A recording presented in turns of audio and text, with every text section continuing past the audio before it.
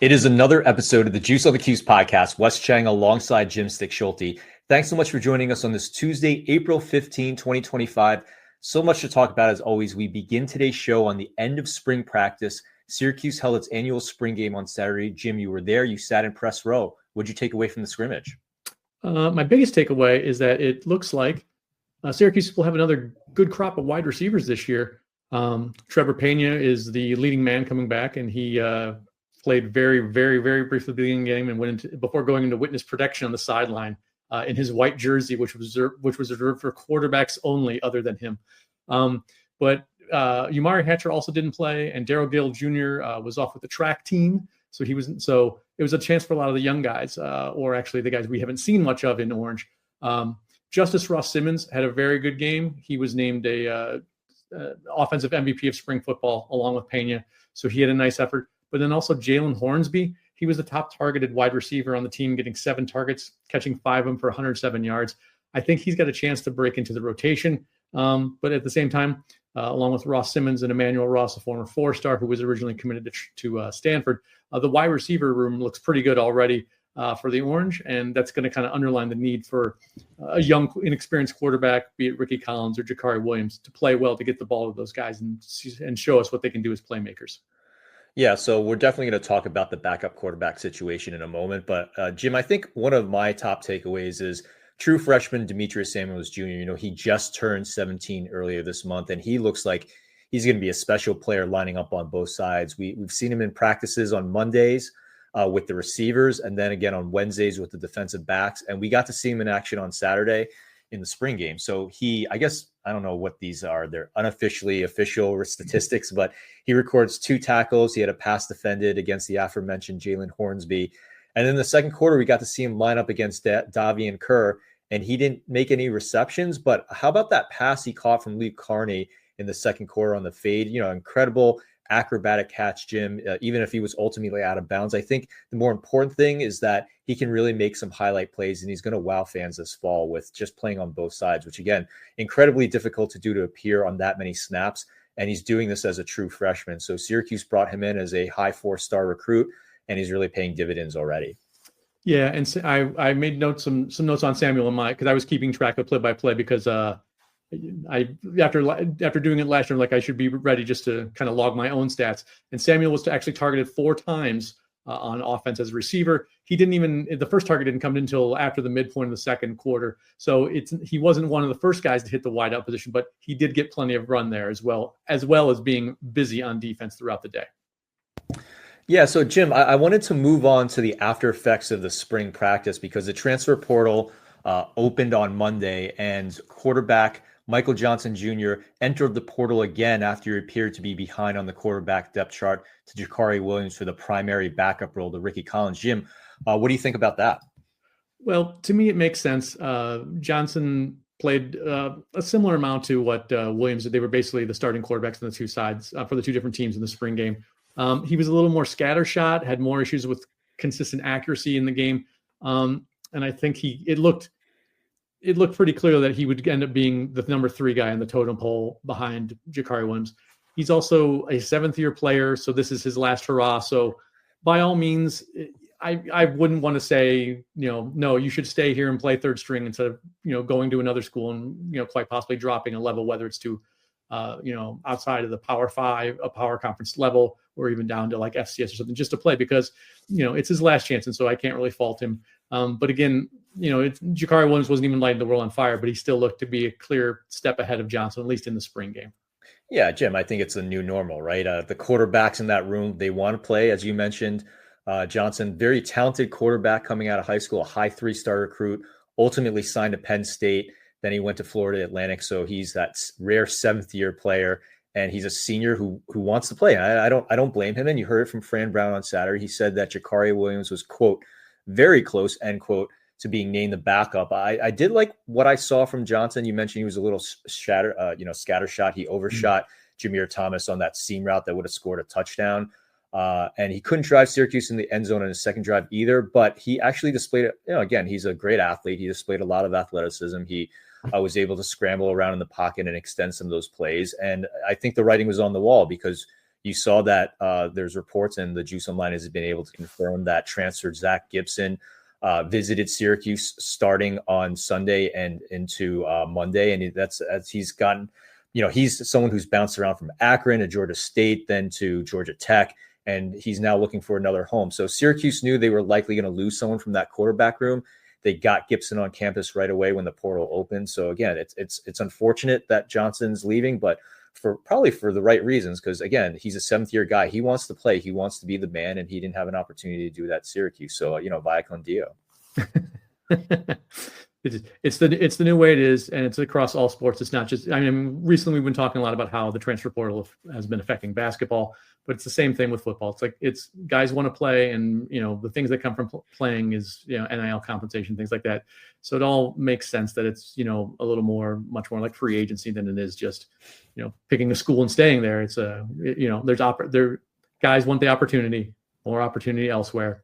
It's guys are going to chase it, so can't really fault them for that. Speaking of quarterbacks, we're going to take a quick break. 2027 quarterback Lawson Tyler will join us when we return. This is the Juice on the Cuse podcast.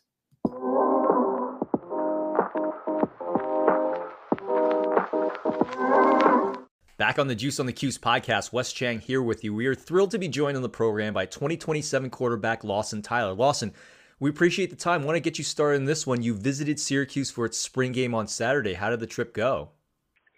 Yeah, it went really well. I definitely I could feel the atmosphere and the energy from all the coaches and players, even though it was just a spring game. I could really feel it from when I was walking on the field in warm-ups and throughout the whole game. I definitely could feel the energy and the atmosphere. Awesome to hear there was a lot of energy. What were the other top highlights from your trip? Definitely talking to Coach Nunzio. Obviously, he's my position coach. I talked to him for about 10 minutes, and he was a really good guy. I really liked him. And, I'm going back up in June 5th, I think, to throw for them. And, it was a really good time talking to Coach Nunzio. He was a really good guy. We had a long conversation just about, recruiting and the transfer portal, NIL, all that stuff, and just, about my season coming up. So I really liked talking to Coach Nunzio. So aside from Coach Nuns, who else did you have a chance to catch up with? I didn't. I talked to Coach Robinson and Coach Wright. They're two defensive coaches, but I did talk to them for a little bit. I was on the sideline with them for a little while. And then I talked to the recruiter who called me was Coach Tony G. So I talked to him for a little bit because he was the guy that contacted me earlier in the week about coming up. And how did those conversations go, Lawson? They were good. Definitely it felt like they were really they were really welcoming. And I definitely felt welcome there because it wasn't just my position coach that came over and talked to me. Defensive coaches came over and talked to me, so it felt like they really cared, and they had a game to deal with, but they also were taking time to talk to me, and that really meant something. So I assume among the other things they talked to you about included the way they use the quarterback. When you see Kyle McCord lead the NCAA in yards last season, does that change the way you look at Syracuse? Oh yeah, definitely. Definitely as a quarterback, you want to play in an offense that throws the ball as many times a game as they do, and seeing the success that a kid from Philly, Kyle McCord, had at Syracuse is definitely something that I really liked about Syracuse. Lawson, let's talk about you for a moment. Tell me the kind of quarterback you are. Do you see yourself as more of a pocket passer like Kyle McCord? I'm definitely more of a pocket passer. I can move to make a play, but my go-to is pocket passing. Just get the ball out and get it to the skill guys and let them do their thing. And how did your 2024 season go? Yeah, so there was a senior returner. So my coach gave him the start. So he played most of the season, and when I got my time, I did what I could with the time that I had, and I learned a lot from the coaching staff ahead of me to get ready for this season. So it was a lot of mental reps, but the reps that I did get, they were good. Lawson, what are you looking to prove this fall coming into the starting role? Just to prove that, I deserve to have that starting role, and that,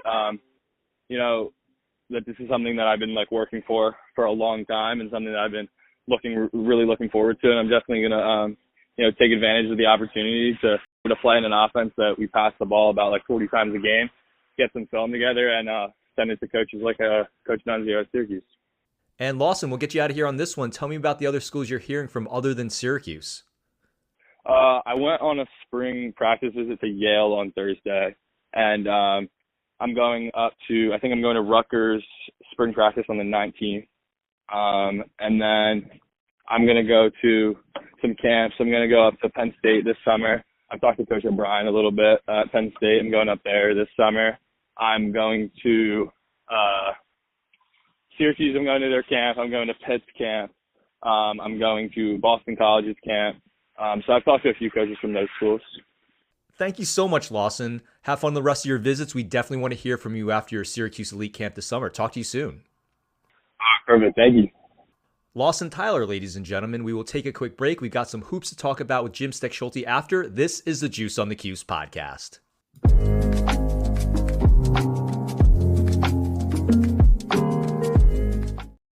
Back on the Juice on the Cuse podcast, Wes Cheng alongside Jim Stechschulte. Jim, we're right at the end of our show. You got a closing thought for us?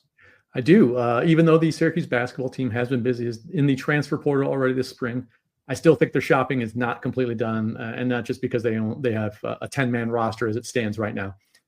We've talked before, backup point guard and another backup big are the two things I would like for them to get. There is one target I think that would make sense for them as a backup big. He played at VCU last year. It's Luke Bamboye. He is built kind of like Ibrahim Souare, the forward who they brought in from Georgia Tech.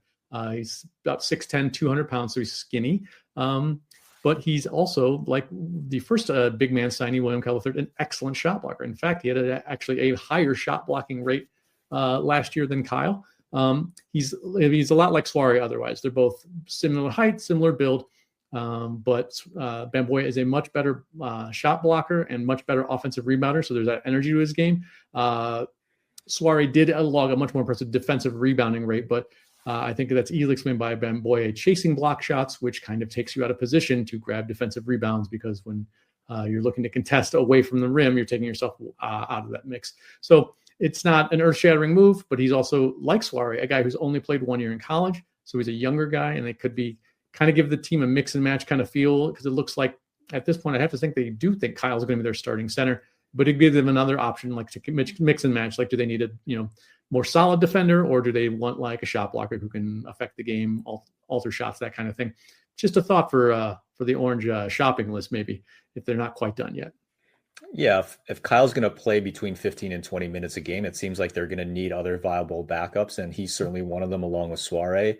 If they can add a third center to the roster, especially if they're not going to have that show-stopping elite center that, quite frankly, I think would be needed to put them over the top. But if they're going to go with a third option, that seems like a pretty good one. And Jim, I'm going to stay with football. We're hearing here at the Juice Online that Syracuse quarterback Kyle McCord met with the Steelers on Monday, and he's meeting with the Giants today on Tuesday.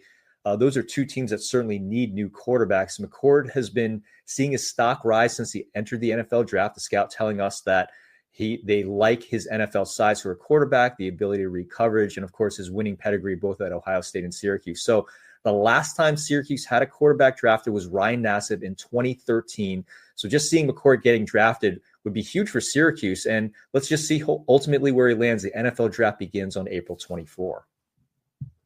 Yeah, I've seen McCord in a couple mock drafts. I've seen McCord's been the first Syracuse guy to get plucked.